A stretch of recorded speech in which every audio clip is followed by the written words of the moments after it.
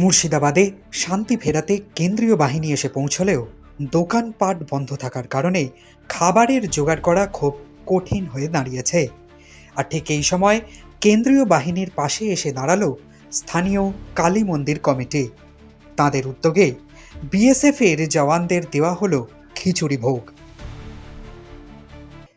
কালী মন্দির কমিটির তরফ থেকে জানানো হয়েছে এই সমস্ত অঞ্চলে দোকানপাট সমস্ত বন্ধ থাকায় খাবার পাওয়া যাচ্ছে না, তাই বিএসএফ এর জওয়ানদের খাবারের যোগান দিতেই এই অভিনব উদ্যোগ।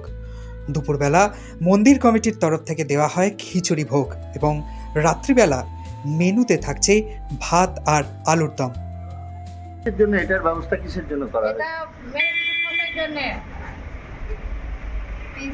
যে বাইরে জন্য খাবার পাচ্ছে না কোনো জায়গাতে, সেই জন্য শূন্য সিং এটা বলেছে এখানে রান্নার ব্যবস্থা করতে বলেছে। তো সকাল থেকে দিচ্ছেন আপনারা? না, দুপুরের খাবার রাতেরও খাবার হচ্ছে। কি কি দিচ্ছেন? কি কি? এই তো এখন খিচুড়ির ভোগ, এখন আর রাত্রে বেলাতে ভাত হবে আর আলুর দম। পরিস্থিতি সামাল দেওয়া গেলেও নিরাপত্তার খাতিরে আরও 7 কোম্পানি কেন্দ্রীয় বাহিনী আসছে মুর্শিদাবাদের পরিস্থিতি নিয়ন্ত্রণে রাখতেই এমন নির্দেশ দিয়েছে আদালত। পরিস্থিতি কবে পুরোপুরি স্বাভাবিক হবে এখন সেই দিকেই তাকিয়ে রাজ্যবাসী। মুর্শিদাবাদ থেকে মামিনুল ইসলামের রিপোর্ট, দ্য ওয়াল।